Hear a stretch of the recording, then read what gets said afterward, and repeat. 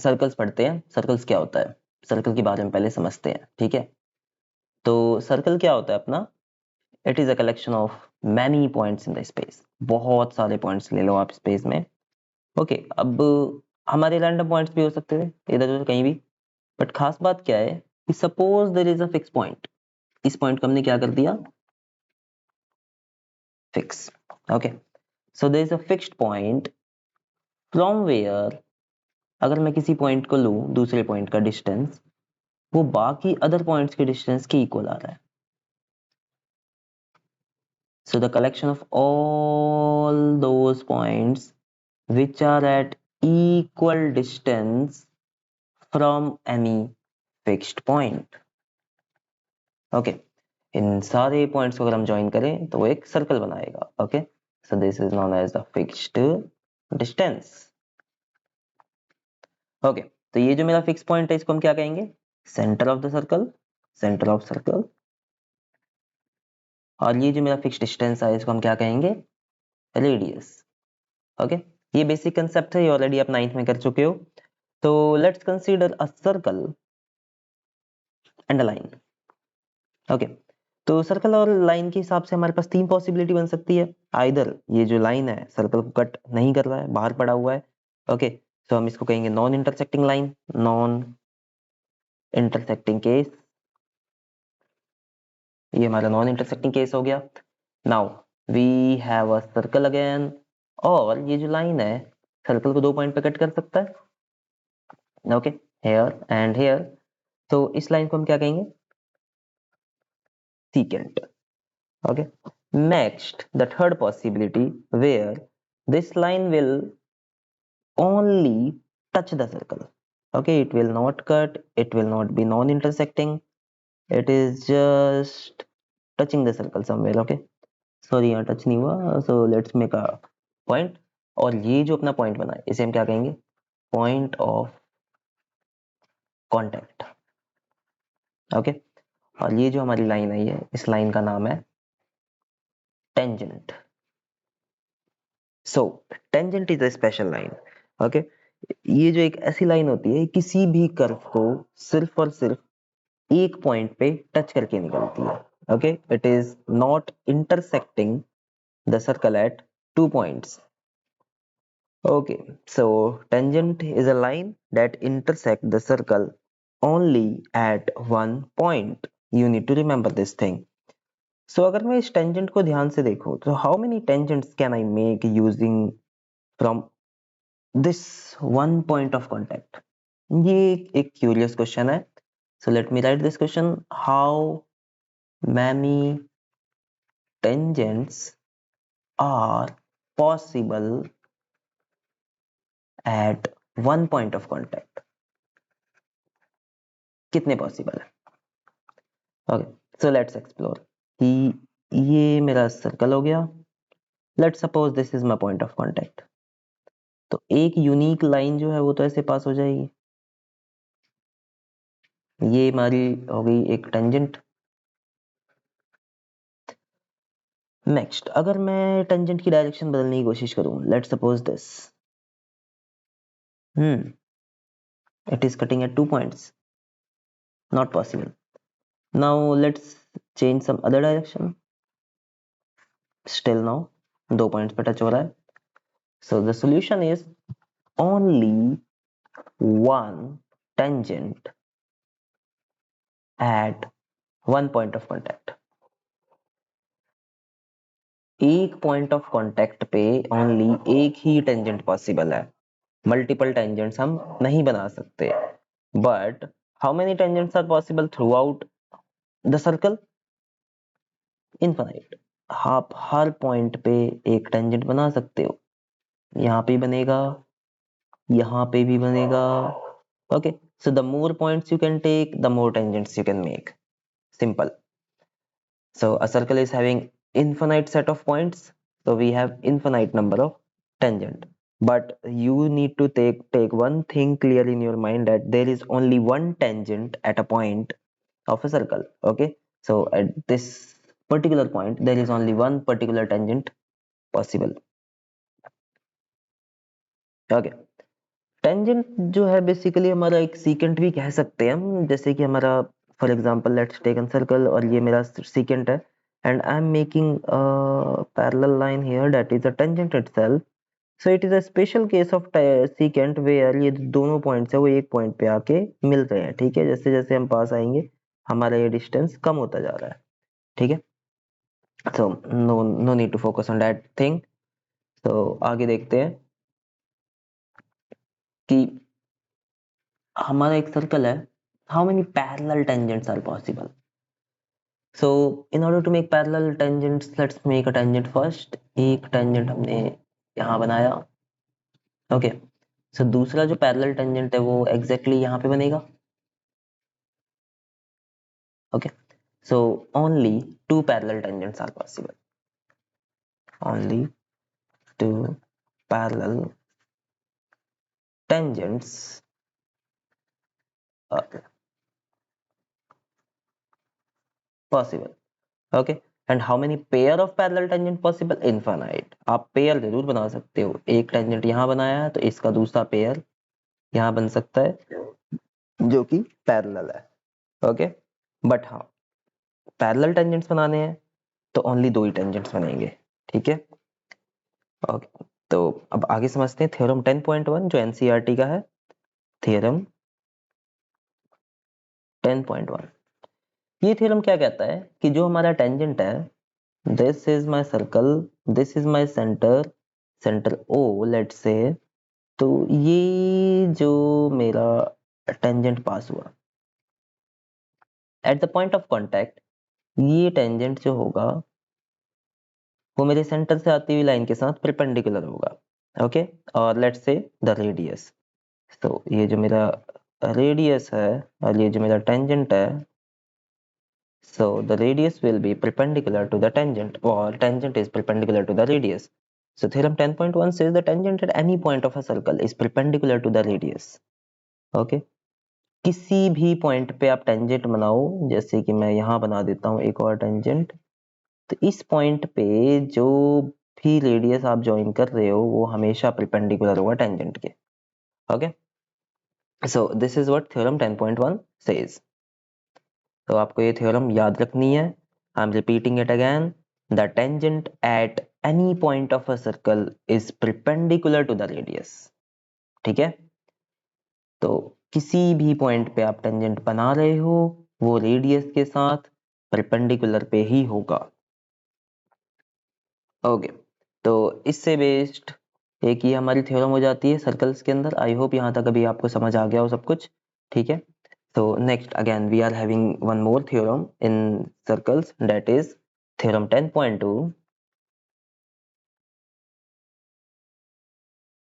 इतना tough chapter नहीं है ये, काफी इजी कंसेप्ट्स हैं इसके. बस आपको कुछ दो चार चीजें ध्यान ध्यान में रखनी है जो अभी हमने ऊपर पढ़ी हैं और अभी हम जो पढ़ने जा रहे हैं. so this is a circle with center O. okay, let's take a point outside P. Okay, तो अब इस पॉइंट P से हम कितने टेंजेंट बना सकते हैं सर्कल के थ्रू? So let's explore. एक लाइन में अगर सीधी पास करूं सेंटर से ज्वाइन करती हुई तो क्या ये टेंजेंट है? No, it is not a tangent. Okay, तो ये टेंजेंट नहीं हो सकता. Tangent is that line which is only touching at the circle और इंटरसेक्टिंग एट वन पॉइंट. अब कुछ लोग यहाँ कंफ्यूज हो जाएंगे कि ये तो वन पॉइंट पे टच कर रहा है, बट नो, ये टेंजेंट एक लाइन होती है और लाइन इज मूविंग इनफाइनाइट. तो अगर मैं इसको दोनों डायरेक्शंस में इंक्रीज करूं तो देखो यहाँ पे सर्कल जो है दो पॉइंट पे कट हो रहा है. Okay, so that is why we can not consider this as a tangent. Tangent सिर्फ एक ऐसी यूनिक लाइन होगी जो सिर्फ और सिर्फ एक ही पॉइंट पे टच करेगी. ठीक है, तो अगर मैं एक और लाइन पास करूं कुछ ऐसे, सी सर्कल को एक पॉइंट पे टच करके चली गई, तो अगर आप इधर बढ़ाओ इसको या फिर आप इसकी डायरेक्शन इधर मूव करो, हमेशा वो एक ही पॉइंट पे टच करेगी. ठीक है, जो कि ये रहा हमारा. तो let's name this point as A and और कहीं भी पॉसिबल है. एक यहाँ भी पॉसिबिलिटी दिख रही है, जैसे हमने ए को बनाया है ऐसे हम एक और पॉइंट बना सकते हैं यहाँ पे. यस, सर्कल को टच करती हुई हमारी एक और tangent. So we have tangent number 1, tangent number 2. Okay, So this is B. So there are only two tangent possible from external point. There is only two tangents. Oh, not is, are. There are only two tangents possible from an external point. ठीक है, आपको ये चीजें याद रखनी पड़ेंगी। काफी बच्चे इस चीज में गलती करते हैं, ये कंफ्यूज हो जाते हैं और वो मल्टीपल टेंजेंट्स बनाने की कोशिश करते हैं, फॉर एग्जांपल दिस, और बस यहाँ रुक जाते हैं। तो that is simply not possible, क्योंकि ये जो लाइन है, ये लाइन दोनों डायरेक्शन में मूव करेगी और इवेंचुअली हमारे इस सर्कल को कट करेगी दो पॉइंट्स पे, जो कि एक टेंजेंट नहीं होगा। So we need to take these things into consideration कि हम ये गलती ना करें। ओ माय गॉड, ये कहाँ चला गया? Okay,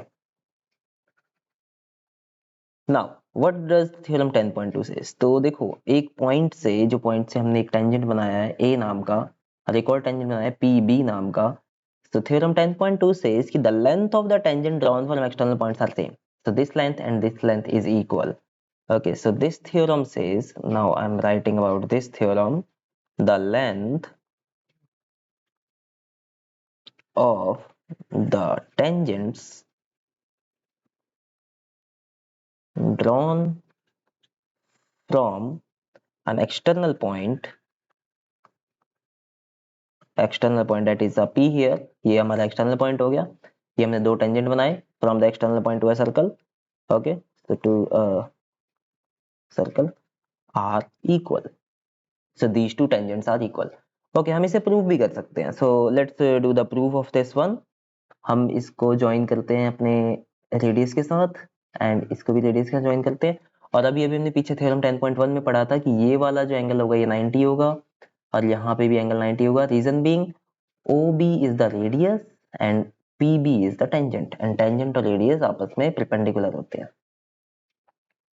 okay, so let's prove this. तो यहाँ पे देखो, अगर मैं if I take in triangle, ये हम अगर इस ट्राइंगल की बात करें, PAO के बारे में बात करें, ऊपर वाला जो ट्राइंगल है छोटा सा PAO पाओ एंड ट्राइंगल PBO, नीचे वाला triangle PBO, as you can see this one. तो इन दोनों ट्राइंगल में देखो क्या क्या सिमिलैरिटीज हैं, क्या क्या चीजें सेम है। PO जो है लाइन, ये वाली लाइन, ये बीच में लाइन है दोनों दोनों ट्राइंगल्स के, तो ये लाइन हमारी कॉमन हो गई। PO equals to PO, I can say this is a common line. Okay, AO जो है ये वाली लाइन, वो BO की इक्वल हो जाएगी, A equal to BO। Reason, both are radii. Okay, so radii of same circle. Next, both are having 90 degree angle, ये भी हमारा इक्वल है दोनों के अंदर। ठीक है, so let's write angle PAO। देखो एंगल A पे है तो A सेंटर में आएगा। ठीक है, ये कई फंडामेंटल मिस्टेक्स में है, ये बच्चे गलत लिख देते हैं कई बार, तो आपको इस चीज पे फोकस करना है कि जो भी एंगल आप लिख रहे हो वो सेंटर पे आएगा, बाकी अदर साइड में उसकी आर्म्स आएंगी। तो PB एंड BO, तो B पे हमारा एंगल है तो PBO। So angle PAO equals to PBO। Reason, both 90 degree, दोनों के दोनों ही हमारे 90 डिग्री पे है। सो यूजिंग RHS रूल, आपके 9th क्लास का कंसेप्ट है RHS रूल का। RHS रूल में रिपीट कर देता हूँ, right angle, hypotenuse and side. So we have right angle here. अब राइट एंगल के सामने वाला हाइपोटेन्यूज होता है, तो PO is the hypotenuse and one side that is AO हमने ले चुके हैं ट्राइंगल के अंदर, POA के अंदर। सो यूजिंग RHS रूल, ये जो ट्राइंगल पाओ है PAO, वो कॉन्ग्रुएंट हो जाता है ट्राइंगल। अब देखो ट्राइंगल में हमने कंसेप्ट में पढ़ा था कि हमें नेम्स का जरूर ध्यान रखना है, तो हमें पता है PO के इक्वल है, सो PO ऐसे ही आएगा। और हमने AO को BO के इक्वल रखा था तो B सेंटर पे आ जाएगा, तो AO और BO इक्वल है, मतलब जिस तरीके से यहाँ पे नाम है इस तरीके से यहाँ भी नाम होना चाहिए जो इक्वल है उनका। So PO equals to PBO। So we can say triangle PAO is congruent to triangle PBO. तो using concept of CPCT corresponding part of congruent triangle, we can say कि ये जो हमारी लाइन है वो इस लाइन के इक्वल है, तो we can say PA जो है वो PB के इक्वल है। ओके, सो ये this was all about our theorem 10.2, जिसके अंदर हमें प्रूव करना है कि जो एक्सटर्नल पॉइंट से टेंजेंट बनते हैं, जो कि ओनली दो ही बनेंगे, वो दोनों आपस में क्या होंगे, इक्वल होंगे। Okay, that thing you need to keep in mind. Okay, so related questions देखते हैं एक दो। So just hold on, let's do some practice of the questions. सो एक क्वेश्चन है हमारे पास कि a tangent PQ at a point of a circle of radius 5। Okay, so एक टेंजेंट बना लेते हैं, पहले तो एक सर्कल बनाते हैं।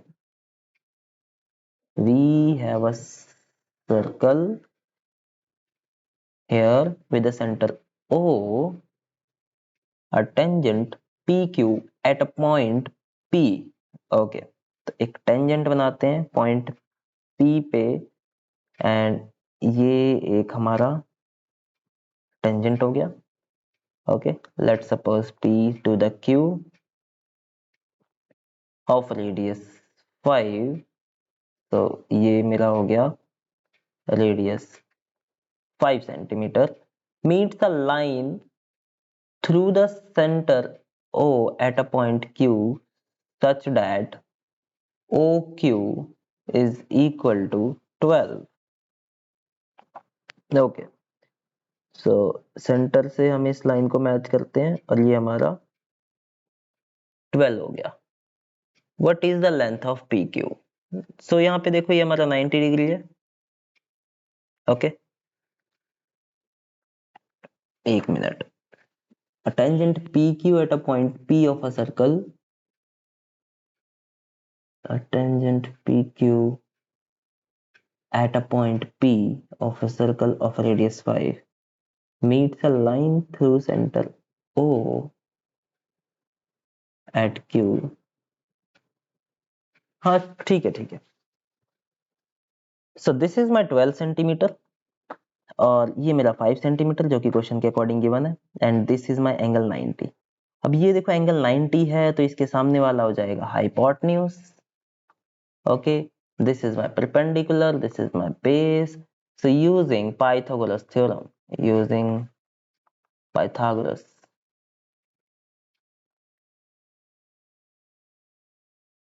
so OQ square is equals to OP square plus PQ square। OQ square is 12 square, OP square is 5 square plus PQ we need to find, तो इसको ऐसे ही छोड़ देते हैं। 12 square is 144, 5 square is 25। दूसरी तरफ आके क्या हो जाएगा, ये इधर यहाँ पे प्लस में है, रिलेशन में यहाँ पे देखो साइन हमेशा ना आप लेफ्ट वाला देखोगे, तो लेफ्ट में कोई साइन नहीं है तो प्लस होगा, तो दूसरी तरफ आके माइनस हो जाएगा। तो 5 square is 25 and this is PQ square। Okay, so 14 minus 5 is 9, 3 minus 2 is 1, this is 1 is equals to PQ and sorry PQ square, and PQ will be square को हम हटाने के लिए रूट करेंगे दोनों side, so this is under root of 119। so found it, PQ is equals to under root of 119 centimeter। right, I hope you understand this question। so एक question और करते हैं इससे related. so this is the example 2 from NCERT। two tangents TP and TQ are drawn, okay, to a circle with the center O from the external point T। तो यहाँ पे देखो एक सर्कल है मेरे पास, first of all according to this question, now we have a center O, so let's mark this as O, and we have external point T, so this is my external point T, और इस T से एक TP नाम का tangent बन रहा है, so let's make a tangent TP। okay, so ये मेरा हो गया TP and we have another TQ, so we have another tangent, this is here TQ। so दो टेंजेंट पॉसिबल है, ऑलरेडी हम इस चीज को पढ़ चुके हैं। आगे क्वेश्चन क्या कह रहा है, prove that angle PTQ, so P to the T to the Q, this angle PTQ, क्योंकि T हमारा सेंटर पे है तो एंगल T पे बनेगा, is equal to double of O P Q. तो O को हम पहले P से जोड़ देते हैं एंगल बनाने के लिए, O से P और P से Q। तो ये जो एंगल है, तो TPQ जो है ये वाला एंगल, ये इसका डबल। तो अगर ये मेरा x हो गया तो ये मेरा 2x हो जाएगा। ये हमें प्रूव करना है, so we can not write this, so let me erase this one. Okay, तो देखो इसको कैसे करेंगे। तो ऑलरेडी हम जानते हैं कि हमारा ये जो ट्राइंगल बन रहा है पी टी क्यू, इसके अंदर TP and T Q R equal है। तो जो जो हमें पता है पहले हम वो लिख लेते हैं। Okay, so in triangle TP Q, TP equals to T Q. Reason, reason में क्या आएगा, थ्योरम 10.2, क्योंकि 10.2 थ्योरम से हमने पढ़ा था कि जो हमारे टेंजेंट्स होते हैं वो एक्सटर्नल पॉइंट से दो दो टेंजेंट जो बनते हैं वो आपस में इक्वल होते हैं। So hence triangle TPQ is an isosceles triangle. Isosceles triangle वो होते हैं जिनकी दो साइड्स इक्वल होती हैं। ओके, तो हमारा टीपीक्यू तो एक आइसोसेलेस ट्राइंगल हो गया। So let me mark some angles here. तो मैं इसको एंगल 1 ले लेता हूँ और इसको मैं एंगल 2 ले लेता हूँ। Okay, so I can say angle 1 is also equals to angle 2. Okay, angle opposite to equal sides, angle opposite to equal sides। किसी भी आइसोसेलेस ट्राइंगल के अंदर दो एंगल्स इक्वल होते हैं, या फिर किसी भी ट्राइंगल में अगर दो साइड्स इक्वल हो तो उनके सामने वाले जो एंगल होते हैं वो आपस में इक्वल होते हैं, राइट। तो हमने यही रीजन लिखना है यहाँ पे।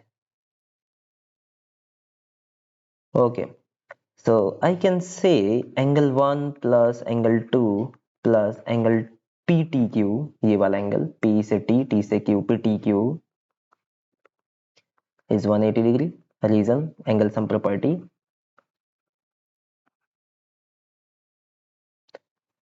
Okay, we know that angle 1 equals to angle 2, तो एंगल 1 की जगह मैं एंगल 2 लिख लेता हूँ। Angle 2 plus angle PTQ is equals to 180 degree. Reason में आ जाएगा एंगल 1 जो है एंगल 2 के इक्वल है, already proved since. so 2 times of angle 2 plus angle PTQ is equal to 180 degree. So angle PTQ is equals to 180 degree minus 2 times of angle 2। Okay, तो चलो इसको प्रूव करते हैं। हम यहाँ पे एक और चीज यूज करते हैं। यहाँ पे देखो, वी नो डैट कि OPT वाला जो एंगल है, ये वाला कंप्लीट एंगल, ये सो एंगल OPT ये कितना होगा बताओ, सोचो एक बार, पॉज करो वीडियो को और सोचो और बताओ। सो यहाँ पे ये एंगल होगा 90 डिग्री। Reason, theorem 10.1। थ्योरम 10.1 में हम पढ़ चुके हैं कि टेंजेंट जो होता है वो रेडियस के साथ, ये जो OP है ये मेरा रेडियस है और ये मेरा टेंजेंट है, तो इनके बीच का एंगल आपस में 90 डिग्री होता है। Okay, so this is my tangent, this is my radius, so angle will be 90 here and 90 here both sides। ठीक है, तो एंगल OPT मेरा 90 हो गया। तो अब मैं इसको लिख सकता हूँ angle OPQ plus angle 2 90 degree. Okay, इसको मैं अपनी स्टेटमेंट 1 ले लेता हूँ। सो यहाँ पे मैं OP और एंगल 2 की वैल्यू निकाल सकता हूँ। Angle 2 is equal to 90 degree minus angle OPQ। क्या मैं इसको ऐसे लिख सकता हूँ, ये दूसरी तरफ जाके यहाँ पे माइनस हो गया। Okay, so if I replace the value of this angle 2 in equation 1, what will happen?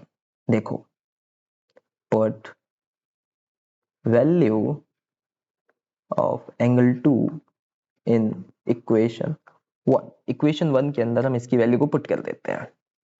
so let's put it here।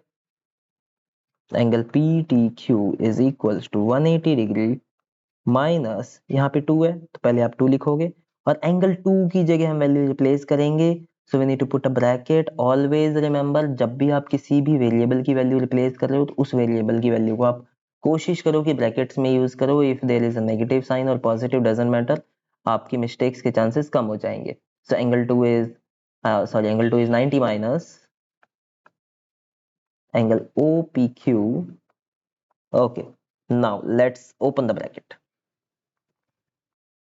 so 180 degree minus 2 multiply 90 is 180 to multiply this is minus minus plus, minus 2 into minus is plus, so minus 2 times angle OPQ.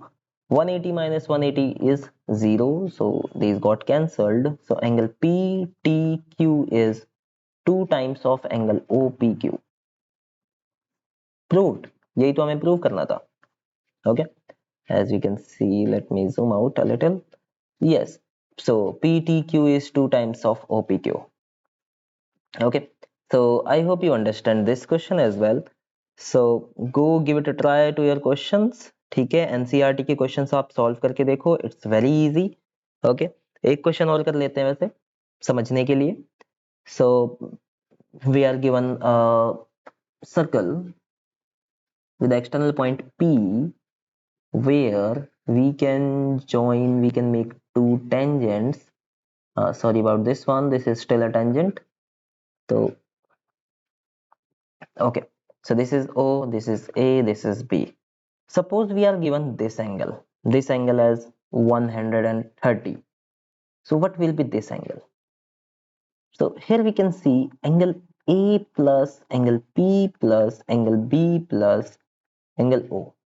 So this is a quadrilateral. This is having four sides, PA, AO, OB and PB. So it's a quadrilateral. So sum of all the angles in a quadrilateral is 360 degree. Okay, reason angle sum property. Okay, angle sum property is not just for triangles, it can be for any closed figure. So this is angle sum property of a quadrilateral. So angle A कितना हो जाएगा? देखो theorem 10.1 के हिसाब से देखा जाए तो ये हमारा एक टेंजेंट है and from centre a line touching the center, the line touching the point of contact is known as radius. So ये मेरा क्या हो जाएगा यहाँ पे 90 degree. So angle A is 90, angle P we need to find, so इसको angle P छोड़ दो. Angle B is also 90 क्योंकि वो A भी 90 है यहाँ पे, same concept. Okay, angle O हमारा 130 है. So this is 360 degree. 90 plus 90 180, 180 plus 130. So angle P plus 180 plus 130 is equals to 360. 180 plus 130 कितना हो जाएगा? 8 plus 3 11, so it is 310 degrees. So angle P is equals to 360 minus 310 and this is 50 degree. Okay, और one more concept, अगर ये दोनों 90 हो गए हैं तो ये दोनों मिलके 180 हो जाएंगे. तो इन दोनों का सम हमारा 180 बचेगा. तो angle P plus angle O is equals to 180 degree. This is also a thing. So angle P plus 130 is equals to 180 and it will also give you the same answer, 180 minus 130, that is 50 degree itself. Okay, so we can use this method also. Okay, but this is much convenient, I will prefer this. ये जो आप दूसरा वाला जो method है ये सिर्फ आप जब आप ऑब्जेक्टिव क्वेश्चंस कर रहे हो तब आप ये शॉर्टकट की तरह यूज करेंगे. Okay, there is one more type of question. This is also a kind of important question. Okay, इसके मल्टीपल वेरिएंट्स आते हैं इस क्वेश्चन के, तो इसको और समझते हैं. Suppose there is a circle, my circle is very bad, wait, let me draw it again. Still it is, it's fine. So there is a quadrilateral which is circumscribing this circle, मतलब इसके चारों तरफ एक quadrilateral है.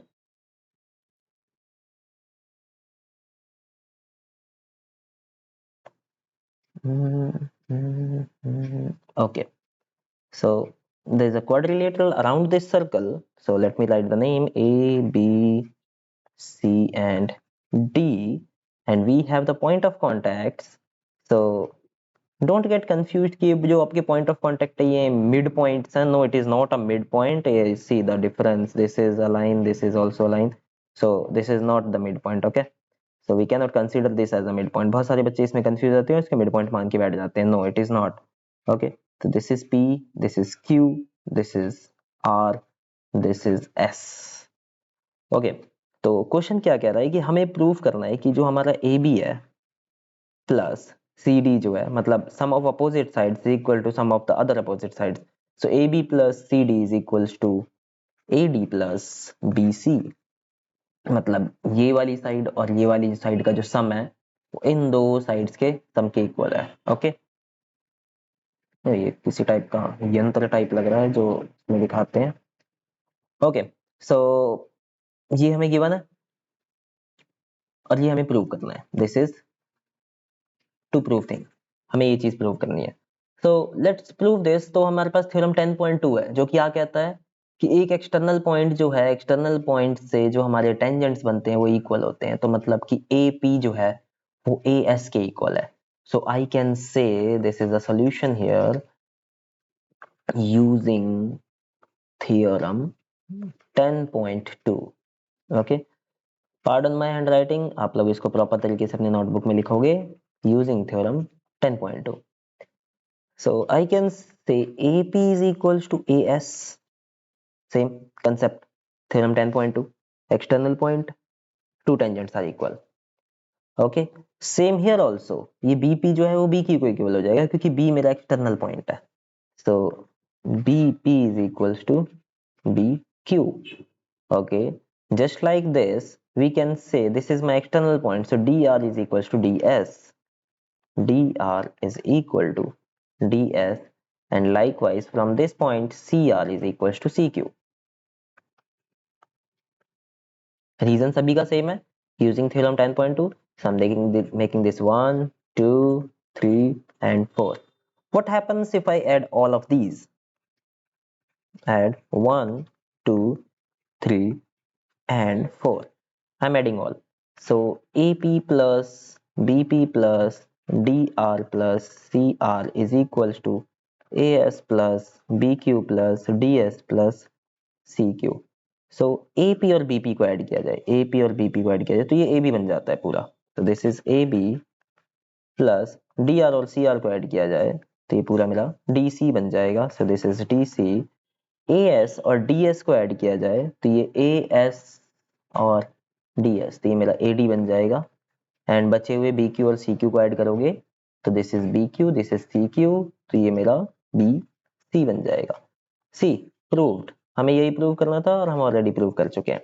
ठीक है, तो इस क्वेश्चन में ना देखो एक कंफ्यूजन क्या क्रिएट होती है कि जब आप ये पॉइंट्स लिख रहे होते हो यहाँ पे, इसको बड़े ध्यान से देखो कि जब आप इन पॉइंट्स को लिख रहे होते हो तो कई बच्चे क्या करते हैं यहाँ पे AP इक्वल्स टू AS और BQ इक्वल्स टू BP, मतलब कि इसको ना इंटरचेंज कर देते हैं। तो एक बार मैं इसको इंटरचेंज करके दिखाता हूँ यहाँ पे। तो आप यहाँ पे BQ is equals to BP लिख देते हो, तो ये भी गलत नहीं है। बट यहाँ पे कंफ्यूजन क्या होगी, जब आप इसे ऐड करोगे तो ऐड नहीं होगा। तो जब अब भी आप यहाँ पे लिख रहे हो क्वेश्चन को तो आप ध्यान दो कि जब आप लिख रहे हो, एक मिनट में लिख दो पहले। तो जब भी आप लिख रहे हो तो आप कोशिश करो कि एक सिंगल लाइन पे जो दो टेंजेंट्स लाई कर रहे हैं जैसे AP और BP, उनको आप एक ही डायरेक्शन में लिखो। ओके, अब फिर हमें अपोजिट साइड चाहिए तो जैसे मैंने स्टार्ट किया था DR से, और DR के साथ ही नीचे मेरे को क्या लिखना है CR, तो मैंने DR के साथ CR को लिख दिया। ओके, अगर आप इसको इंटरचेंज करके लिखोगे it will create the confusion when you will add these equations, वो आपके ऐड होके ये सम नहीं बनेंगे और आप कंफ्यूज रहोगे कि क्वेश्चन बहुत इजी था और ये मेरे से सॉल्व क्यों नहीं हो रहा। Okay, so that's it for today. तो अभी थोड़ा सा इनकी प्रैक्टिस करो इन क्वेश्चंस की और एनसीईआरटी क्वेश्चंस लगाओ, they are very easy. Okay, अभी एनसीईआरटी सॉल्यूशंस की भी एक वीडियो आएगी तो हम थोड़ा सा उस पर ही फोकस करेंगे। Okay, thank you. और लाइक सब्सक्राइब तो करना ही है एज यूजुअल, आपको पता है। So have a nice day, bye bye.